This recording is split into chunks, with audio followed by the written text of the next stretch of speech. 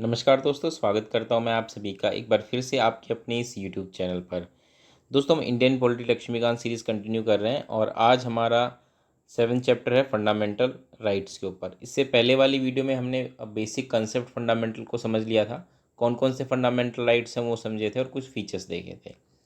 आज हम इस वीडियो में क्या पढ़ेंगे? सबसे पहले हम बात करेंगे आर्टिकल 12 से, मतलब जो मेन पार्ट है फंडामेंटल राइट्स का, जो आर्टिकल 12 से स्टार्ट होता है और आर्टिकल 35 तक है।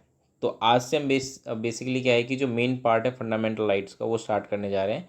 और आर्टिकल 12 सबसे पहले हम समझेंगे, जिसमें कि मेनली क्या बता रखा है, डिफाइन कर रखा है स्टेट को, कि स्टेट का मतलब क्या है फंडामेंटल राइट्स कॉन्टेक्स्ट में। फिर हम जानेंगे आर्टिकल 13 को, और हम ये समझने की कोशिश करेंगे आर्टिकल 13 कैसे कहता है कि जो लॉज इनकन्सिस्टेंट हैं फंडामेंटल राइट्स के साथ, उसको कैसे कोर्ट जो है वो नल एंड वॉइड डिक्लेयर करती है। तो ये सारी चीज़ हम डिटेल में डिस्कस करेंगे। शॉर्ट में तो अभी हमने जान ही लिया क्या पढ़ेंगे, लेकिन डिटेल में आगे हम डिस्कस करेंगे। वीडियो आप पूरा देखिएगा। चलिए वीडियो की शुरुआत करते हैं। एक छोटा सा रिकैप, जैसे कि मैंने बताया इससे पहले वाली वीडियो में हमने फंडामेंटल राइट समझे थे, कौन कौन से थे। जैसे कि हमने सबसे पहले पढ़ा था राइट टू इक्वालिटी, जाना था आर्टिकल 14 से लेकर 18 तक। राइट टू फ्रीडम आर्टिकल 19 से लेकर आर्टिकल 22 तक। राइट अगेंस्ट एक्सप्लॉयटेशन, जो कि मेनली आर्टिकल 23 24 है। Then right to freedom of religion article 25 से लेके 28। Cultural and educational rights article 29 and 30। Rights to constitutional remedies, जो कि आर्टिकल 32 था। फिर हमने कुछ बेसिक फीचर्स देखे थे फंडामेंटल राइट्स के बारे में, कि कैसे हमने जाना था कि फंडामेंटल राइट्स जो होते हैं वो एक तो जस्टिसेबल होते हैं, है ना, एंड गारंटेड होते हैं सुप्रीम कॉन्स्टिट्यूशन के द्वारा। इसके अलावा सुप्रीम कोर्ट द्वारा प्रोटेक्टेड होते हैं। और हमने ये भी देखा था कि ये एब्सोल्यूट नहीं होते बल्कि क्वालिफाइड होते हैं। फिर हमने ये भी समझा था कि कैसे फंडामेंटल राइट्स पे कुछ रीजनेबल रिस्ट्रिक्शंस भी लगे हुए हैं, और कुछ स्पेशल सर्कमस्टांसिस में क्या है कि इनको रिस्ट्रिक्ट किया जाता है। फिर हमने ये भी देखा था कि सैक्रोसैंक्ट नहीं होते, परमानेंट नहीं होते हैं। पार्लियामेंट चाहे तो इनको चेंज कर सकती है, बट ये ध्यान में रखते हुए कि कॉन्स्टिट्यूशन का जो बेसिक स्ट्रक्चर डॉक्ट्राइन कंसेप्ट है वो वॉयलेट ना होता हो। ठीक है, तो ये कुछ हम बेसिक फीचर्स हमने डिस्कस किए थे लास्ट वाली वीडियो में। आज की वीडियो हम शुरू करते हैं, और सबसे पहले हम बात करते हैं आर्टिकल 12 की। यहाँ से हमारा जो मेन पार्ट है कॉन्स्टिट्यूशन फंडामेंटल राइट्स का, वो स्टार्ट हो जाता है। देखिए, फंडामेंटल राइट्स एग्जैक्टली जो है आर्टिकल 14 से स्टार्ट होता है। आर्टिकल 14 जो राइट टू इक्वलिटी है, फिर आर्टिकल 15 16 17 यहाँ से स्टार्ट होते हैं सारे फंडामेंटल राइट्स। लेकिन उससे पहले क्या है कि हमारे कॉन्स्टिट्यूशन में ना ये बता रखा है कि भाई एक्चुअल में स्टेट क्या है। देखिए, इससे पहले वाली वीडियो में मैंने ये बात आपको साफ साफ बताई थी जब हमने फीचर्स पढ़ा था, कि जो भी फंडामेंटल राइट्स हैं वो किसके अगेंस्ट हैं? स्टेट के अगेंस्ट हैं, ठीक है, या कोई प्राइवेट इंडिविजुअल कंपनी हो या एंटाइटी हो उनके अगेंस्ट है। ठीक है, अब प्रॉब्लम क्या है कि देखिए, ये स्टेट का मतलब क्या होता है? स्टेट का काफ़ी ब्रॉडर मीनिंग भी होता है। ठीक है, जब हम पॉलिटिकल साइंस पढ़ते हैं ना, तो वहाँ पे जब हम बात करते हैं स्टेट की, तो वहाँ पे स्टेट का कुछ और मतलब होता है। लेकिन यहाँ पे जब हम बात कर रहे हैं आर्टिकल 12 में, तो यहाँ पे स्टेट का कुछ और मतलब है, जो कि फंडामेंटल राइट के रेफरेंस में डिफाइन किया गया है। जब हम मेनली पॉलिटिकल साइंस पढ़ते हैं, तो वहाँ पे स्टेट का मतलब ये होता है कि मतलब स्टेट उसको कहते हैं जिनमें मेनली 4 एलिमेंट्स पाए जाते हैं, या 4 आप कह सकते हैं कैरेक्टरिस्टिक्स होते हैं। सबसे पहला तो ये होता है कि भाई स्टेट हम उसको कहते हैं जिसकी एक पॉपुलेशन होती है अपनी, फर्स्ट कैरेक्टरिस्टिक्स। सेकंड, उसकी अपनी टेरिटरी होती है ना, जैसे कि बॉर्डर हो गया उसका वो, और उस टेरिटरी के अंदर उनकी पॉपुलेशन जो होती है वो रिसाइड करती है। थर्ड, उनकी अपनी सॉवरेनिटी होती है स्टेट की, है ना, कि भाई जो उनके जो स्टेट के अंदर जो लोग हैं, या जो उनका अपना जो कॉन्स्टिट्यूशन होगा, उनकी सॉवरेनिटी होती है। वहाँ पे उनका अपना फंडामेंटल जो लॉ होता है वो चलता है। ठीक है, कोई एक्सटर्नल इंटरफेरेंस नहीं होता वहाँ पे। और फोर्थ हमने ये देखा था कि इन तीनों के अलावा population, territory and sovereignty, in fourth हमने जो देखा था वो होता है गवर्नमेंट। यानी कि उस स्टेट की अपनी एक गवर्नमेंट होती है जो कि उस कंट्री को रन करती है। ठीक है, तो ये बेसिक फीचर्स होते हैं जब हम बात करते हैं पॉलिटिकल साइंस की। लेकिन यहाँ पे बात हो रही है आर्टिकल 12 की, जो हमारा कॉन्स्टिट्यूशन है, इंडियन कॉन्स्टिट्यूशन, उसके पार्ट 3 में जो फंडामेंटल राइट्स दे रखे हैं, उस फंडामेंटल राइट्स को डिफाइन करने से पहले ये बता रखा है कि एक स्टेट क्या होता है। क्योंकि देखिए, फंडामेंटल राइट्स जो होते हैं ना वो स्टेट के अगेंस्ट होते हैं। अब जैसे मान मान के चले कि एक फैमिली है, उस फैमिली के अंदर मान लीजिए बच्चे हैं, ठीक है, और कल को मान लीजिए वो बच्चे अपने पापा से कहते हैं कि पापा हमें घूमने जाना है, और उसके पापा मना कर देते हैं कि नहीं आप नहीं जा सकते, कोई भी सिक्योरिटी रीज़न कि ये बहुत दूर है ना, जगह सेफ़ नहीं है, आप अकेले नहीं जा सकते। अब ऐसा थोड़ी है कि भाई बच्चे कल को कोर्ट चले जाएंगे कि हमारे फंडामेंटल राइट्स का वायलेशन हो रहा है, हमारा जो आर्टिकल 19 है फ्रीडम ऑफ मूवमेंट कहता है उसका वायलेशन हो गया, तो हम उसके खिलाफ वो कोर्ट थोड़ी चले जाएंगे। क्यों? क्योंकि हमारे कॉन्स्टिट्यूशन में स्पेसिफिकली बता रखा है कि फंडामेंटल राइट्स जो हैं वो स्टेट के अगेंस्ट हैं। ऐसे ही नहीं कि आप कोई भी आपका वायलेशन करता है आप चले जाएंगे, नहीं, डिफाइन कर रखा है स्टेट के अगेंस्ट है, ठीक है। और स्टेट भी डिफाइन कर रखा है कि स्टेट का मतलब क्या है, किन किन कौन कौन सी चीज़ें हैं जो स्टेट के अंडर आती हैं, ठीक है। तो इसीलिए क्या है कि आर्टिकल 12 में पहले स्टेट को अच्छे से डिफाइन कर रखा है, पहली चीज़ ये। अब हम जब बात करते हैं कि स्टेट के अंदर क्या क्या चीज़ें आती हैं, तो ध्यान रखना है हमें कि सबसे पहला स्टेट का मतलब ये है, और ये सारी चीज़ें हम आर्टिकल 12 के अकॉर्डिंग पढ़ रहे हैं, ठीक है। आर्टिकल 12 के अकॉर्डिंग स्टेट का मतलब है कि government and parliament of India, यानी कि हम कह सकते हैं यूनियन गवर्नमेंट, एग्जीक्यूटिव या जो लेजिस्लेटिव ऑर्गन्स होते हैं, लोकसभा राज्यसभा, ये सारा है, ठीक है। Second, government and legislative of state. अब यहाँ पे जो स्टेट गवर्नमेंट होती है, एग्जीक्यूटिव हो गई, या जो लेजिस्लेटिव ऑर्गन्स होते हैं, यानी कि वहाँ की स्टेट असेंबली हो गई, या स्टेट की जो काउंसिल होती है वो, ठीक है, ये सारी चीज़ इसमें आ जाती हैं। थर्ड है लोकल अथॉरिटीज़। लोकल अथॉरिटीज़ में जैसे municipalities, panchayat, district boards, trust, ये सारी चीज़ें इसमें आ जाते हैं। एंड फोर्थ है अदर अथॉरिटीज़ लाइक स्टैच्यूटरी और नॉन स्टैच्यूटरी अथॉरिटीज़। अब आप सोच रहे होंगे कि स्टैच्यूटरी और नॉन स्टैच्यूटरी क्या होता है। देखिए, स्टैच्यूटरी का मतलब होता है कि ऐसे इंस्टीट्यूशन जो कि एक एक्ट ऑफ पार्लियामेंट द्वारा बनाए गए हैं। For example LIC, ONGC, SAIL, ये ऐसी अथॉरिटीज़ हैं जो कि एक्ट ऑफ पार्लियामेंट द्वारा बनाए गए हैं। वही नॉन स्टैच्यूटरी मतलब जो कि सिर्फ एक एग्जीक्यूटिव एक्शन, मतलब सरकार ने कोई डिसीजन लिया और उसको इम्प्लीमेंट करने के लिए उन्होंने कोई एक बॉडी बना दी। For example NITI Aayog. नीति आयोग कोई एक्ट ऑफ पार्लियामेंट द्वारा थोड़ी बनाया। नीति आयोग एक नॉन स्टैच्यूटरी अथॉरिटी है, ठीक है।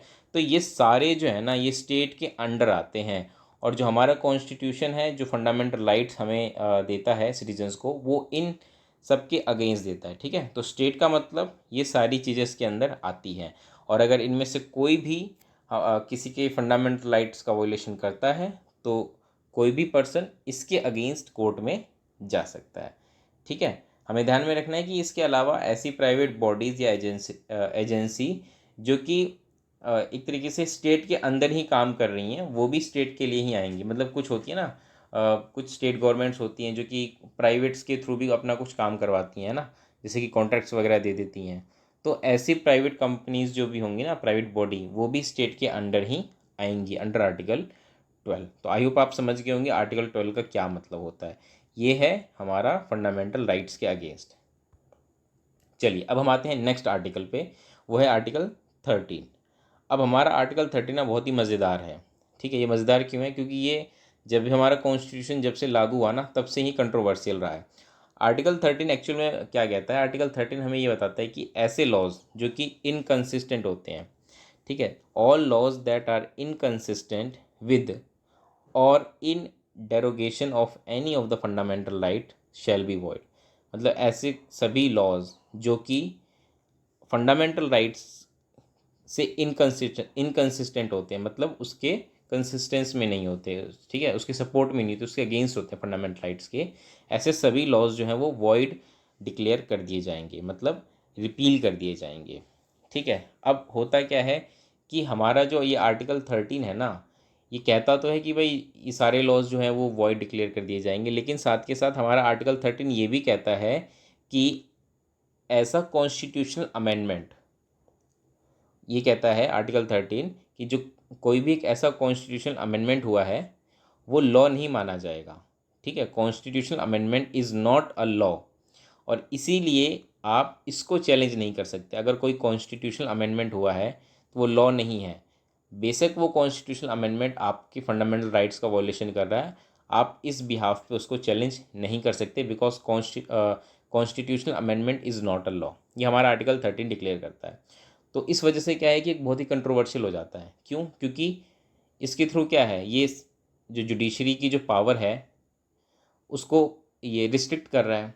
ठीक है, तो इसीलिए क्या है कि इस इनके बीच में ना अक्सर कन्फ्लिक्ट हमें देखने को मिलता है। आर्टिकल 13 शुरू से ही बहुत ही ज़्यादा कंट्रोवर्शियल रहा है और उसके लेकर बहुत सारे केसेस भी हैं जो हम बाद में कभी डिटेल में डिक्लेयर करेंगे और डिस्कस करेंगे। तो जैसा कि अभी हमने सबसे पहले पढ़ा कि ऐसे सभी लॉज जो कि फंडामेंटल राइट्स को वॉयलेट करते हैं वो क्या हो जाएंगे, वो वॉइड डिक्लेयर कर दिए जाएंगे। और ये वॉइड कौन डिक्लेयर करेगा, ये डिक्लेयर करेगी कोर्ट। कोर्ट को ये पावर दी गई है under article 32 supreme court and under article 226 high court. ये दोनों ही कोर्ट्स जो हैं वो डिक्लेयर कर सकती हैं किसी भी ऐसे लॉज को वॉइड जो कि फंडामेंटल राइट्स का वॉयलेशन करती हो। इन शॉर्ट आप कह सकते हैं कि इन कोर्ट्स को जुडिशियल रिव्यू की पावर दी गई है। लेकिन जैसा कि मैंने अभी बताया ना, कॉन्स्टिट्यूशनल अमेंडमेंट को लॉ नहीं माना गया है, जिसकी वजह से अक्सर हमें कन्फ्लिक्ट देखने को मिलता है। देखिए अब क्या है, इस आर्टिकल 13 में इस चीज़ को भी अच्छे से एक्सप्लेन कर रखा है कि लॉ में क्या क्या चीज़ें आ जाएंगी। ये चीज़ तो क्लियर कर दी कि कॉन्स्टिट्यूशनल अमेंडमेंट जो है वो लॉ नहीं है, लेकिन साथ के साथ ये भी बता रखा है कि लॉ का क्या मतलब है अंडर आर्टिकल 13। तो ध्यान रखिएगा कि आर्टिकल 13 में बता रखा है कि ऐसे सभी परमानेंट लॉज जो कि पार्लियामेंट या स्टेट लेजिस्लेचर द्वारा इनेक्ट किए जाते हैं। Permanent laws enacted by the parliament और स्टेट लेजिस्लेचर, ये जो हैं ये लॉज में आते हैं। First thing. सेकंड थिंग, ऐसे सभी टेम्पररी लॉज लाइक ऑर्डिनेंसेस जो कि जनरली प्रेसिडेंट या स्टेट गवर्नर इशू करते हैं, ये सब क्या कहलाएंगे, ये सब टेम्पररी लॉज होते हैं। और ये भी जो लॉ जो टर्म यूज है आर्टिकल 13 में उसके अंडर में आते हैं। Next, statutory instruments in the nature of delegated legislation, executive legislation like order, by law, rule, regulations और नोटिफिकेशन। यानी स्टैट्यूटरी इंस्ट्रूमेंट का मतलब ये है कि जैसे हमने देखा ना कि मतलब जैसे कि एक तो हो गया कि ऐसे लॉज जो पार्लियामेंट इनेक्ट करती है, और एक ऐसे लॉज होते हैं जो पार्लियामेंट इनेक्ट नहीं करती लेकिन जो गवर्नमेंट बॉडीज़ होती हैं वो खुद विद इन द डिपार्टमेंट उसको बनाती हैं ताकि वो जो भी पॉलिसीज़ हैं उनको एग्जीक्यूट कर सके। तो ऐसे लॉज को हम बोलेंगे statutory instrument in the nature of delegated legislation. तो ऐसे सभी लॉज जो होंगे, रेगुलेशंस होंगे, नोटिफिकेशंस होंगे, वो भी लॉ के अंडर में आएंगे। And the fourth one is non legislative source of law, that is custom और usages having the force of law. मतलब ये है कि मतलब ये एक तरीके से लॉज मतलब लेजिस्लेटिव नहीं है, इनेक्ट नहीं किए गए, लेकिन ये फिर भी एक कस्टम के थ्रू फॉलो किए जाते हैं और ये किसी एक लॉ से सोर्स्ड है, मतलब इंस्पायर्ड है। फॉर एग्ज़ाम्पल आपने देखा होगा ना कि कई बार लोकसभा राज्यसभा की जब कार्यवाही होती है तो उसमें बहुत सारे ऐसे रूल्स हैं जो कि जनरली कहीं पे रिटन नहीं है, कहीं पे लिखे हुए नहीं हैं, ना ही उनके प्रोसीजर में मेंशन है, लेकिन उसके बावजूद वो उसको फॉलो करते हैं और उसको एज अ लॉ फॉलो करते हैं। हालांकि वो लॉ है नहीं बट एक कस्टम चला आ रहा है उसको मानते हुए। तो इसी तरह की अगर कोई चीज़ आप कहीं डिपार्टमेंट में या और कहीं गवर्नमेंट स्टेट ऑर्गेनाइजेशन में हमें देखने को मिलती है तो वो भी लॉ के प्रिव्यू में आएगी। आई होप आप समझ रहे होंगे यहाँ पे टर्म जो लॉ है उसका क्या मतलब है। ठीक है, तो हमें इस चीज़ का ध्यान रखना है कि यहाँ पे जितने भी हमने ये लॉज डिस्कस किए हैं ना, ये सारे के सारे चैलेंज किए जा सकते हैं कोर्ट में अगर ये फंडामेंटल राइट्स का वायलेशन करते हैं तो। अब देखिए आर्टिकल 13 जैसे कि मैंने आपको बताया एक अगर आर्टिकल 13 के अंदर कॉन्स्टिट्यूशनल अमेंडमेंट्स को लॉ नहीं माना गया है, लेकिन हुआ क्या था कि जैसा मैंने आपको बताया ये शुरू से कंट्रोवर्शियल रहा है, इसमें बहुत सारे केसेस हुए हैं। और उसी दौरान एक ऐसा इंपॉर्टेंट केस हुआ था केशवानंद भारती का केस, जो कि एक लैंडमार्क जजमेंट है अपने आप में। और उसके बाद से जो कंसेप्ट आता है बेसिक स्ट्रक्चर डॉक्ट्राइन का, वो हमें देखने को मिलता है। तो एक्चुअल में क्या है कि आर्टिकल 13 में जब ये बात कह दी गई कि कॉन्स्टिट्यूशनल अमेंडमेंट्स को लॉ नहीं माना जाएगा, तो इससे क्या हुआ, इससे जो कोर्ट की जुडिशियल रिव्यू की जो पावर थी वो रिस्ट्रिक्ट हो रही थी। तो केशवानंद भारती केस के बाद कोर्ट ने ये बात कही कि देखिए आर्टिकल 13 के तहत जो क्या रखा है ना कि जो कॉन्स्टिट्यूशनल अमेंडमेंट लॉ नहीं होगा वो बिल्कुल ठीक है, लेकिन ऐसा कॉन्स्टिट्यूशनल अमेंडमेंट जो कि किसी फंडामेंटल राइट्स को वायलेट करता है और कॉन्स्टिट्यूशन की बेसिक स्ट्रक्चर डॉक्ट्राइन के अगेंस्ट है। मैं फिर से रिपीट कर रहा हूँ, कोर्ट ने कहा था कि आर्टिकल 13 के तहत अगर मान लीजिए कोई भी कॉन्स्टिट्यूशनल अमेंडमेंट लॉ तो नहीं माना जाएगा, ठीक है, लेकिन अगर ऐसा कोई भी कॉन्स्टिट्यूशनल अमेंडमेंट किया जाता है जो कि किसी फंडामेंटल राइट्स को वायलेट करता है और साथ के साथ वो बेसिक स्ट्रक्चर डॉक्ट्राइन के अगेंस्ट है, तो इसका मतलब हम उसको वॉइड डिक्लेयर कर सकते हैं। आर्टिकल 13 के अंडर ही हम उस वॉइड जो कॉन्स्टिट्यूशनल अमेंडमेंट है उसको वॉइड डिक्लेयर कर सकते हैं। ठीक है, तो ये बात कही थी कोर्ट ने। आई होप आप समझ रहे होंगे आर्टिकल 13 को भी। चलिए आगे बढ़ते हैं। अब आगे हम कुछ बेसिक चीज़ें पढ़ लेते हैं, हालांकि इतनी इंपॉर्टेंट नहीं है, लेकिन फिर भी अगर आपको पता होगा तो अच्छा रहेगा, चीज़ कंसेप्चुअल क्लैरिटी अच्छी हो जाएगी। कुछ फंडामेंटल राइट्स देखिए दोस्तों ऐसे हैं जो कि सिर्फ और सिर्फ सिटीजन्स के लिए हैं, और कुछ ऐसे हैं जो सिटीजन्स और फॉरेनर्स दोनों के लिए हैं। तो एक बार हम उनको देख लेते हैं। ये सिटीजनशिप वाले चैप्टर में भी हमने डिटेल में डिस्कस किया था, यहाँ छोटा सा शॉर्ट ले लेते हैं एक बार। Fundamental rights available to citizen and not to foreigners, मतलब ऐसे फंडामेंटल राइट जो सिर्फ सिटीजन्स को अवेलेबल है, जैसे कि आर्टिकल 15। आर्टिकल 15 क्या है? ये कहता है prohibition of discrimination on grounds of religion, race, caste, sex, place of birth. ये सिर्फ और सिर्फ किसको दे रखा है? ये सिर्फ और सिर्फ सिटीजन्स को दे रखा है। इसके अलावा आर्टिकल 16, आर्टिकल 16 क्या कहता है? Equality of opportunity in matter of public employment. Article 19, article 19 के अंडर और 6 सब पार्ट्स हैं, like speech and expression, freedom of speech and expression, assembly, association, movement, residence, profession. तो ये सारी चीज़ें आर्टिकल 19 में है, जो कि सिर्फ और सिर्फ किसको मिले हैं? सिटीजन्स को मिले हैं, फॉरनर्स को नहीं मिले। Article 29, protection of language, script, culture of minorities. Article 30 किससे डील करता है? Right of minorities to establish and administer educational institution. तो ये सारे फंडामेंटल राइट जो हैं सिर्फ और सिर्फ सिटीजन्स को ही मिले हैं, फॉरनर्स को नहीं मिले। लेकिन अगर हम बात करें बाकी फंडामेंटल राइट्स की, जो कि आर्टिकल 14 हो गया, 15 तो नहीं, आर्टिकल 14, 20, 21A, 22, 23, 24, 25, 26, 27, 28, ये ऐसे फंडामेंटल राइट्स हैं जो कि सिटीजन्स एंड फॉरनर्स दोनों के लिए हैं। लेकिन ध्यान रखना, एक्सेप्ट एनिमी एलियंस। ठीक है, अब ये एनिमी एलियंस क्या होते हैं ये सब हम डिटेल में डिस्कस कर चुके हैं सिटीजनशिप वाले चैप्टर में। आर्टिकल 14 जैसे कि हम सभी जानते हैं, हम आगे पढ़ेंगे नेक्स्ट वीडियो में, इक्वलिटी बिफोर लॉ और equal protection of law.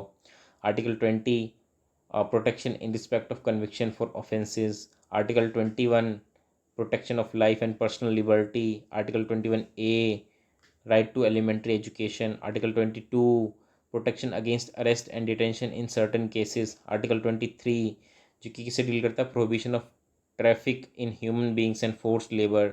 Article 24, prohibition of employment of children in factories. Article 25, freedom of conscience and free profession, practice and propagation of religion. Article 26 जो कि किससे डील करता है? Freedom to manage religious affairs. Article 27, freedom from payment of taxes और promotion of any religion. Article 28, freedom from attending religious instructions और worship in certain educational institutions. तो ये ऐसे फंडामेंटल राइट्स हैं जो कि सिर्फ और सिर्फ दोनों को मिले हैं, सिटीजन्स एंड फॉरेनर्स दोनों को मिले हैं। ठीक है, और इससे पहले जो हमने डिटेल में डिस्कस किए 15, 16, 19, 29, 30, ये सिर्फ और सिर्फ सिटीजन्स को मिले हैं, फॉरेनर्स को नहीं मिले हैं। दोस्तों इस वीडियो में हम इतना ही रखेंगे। आई होप आपको जो मेन कंसेप्ट था ना आज के टॉपिक का, जो कि था mainly article 12 and article 13, I hope आपको समझ में आ गया और क्लियर भी हो गया होगा। चलिए दोस्तों, हम अगली वीडियो में मिलेंगे। अगली वीडियो में हम बात करेंगे फंडामेंटल राइट्स में सबसे पहले आर्टिकल 14 की, जो कि बात करता है right to equality. Right to equality में equality before law and equal protection of law, ये हम अगली वीडियो में डिस्कस करेंगे। इस वीडियो में इतना ही रहेगा दोस्तों, तब तक के लिए नमस्कार, धन्यवाद।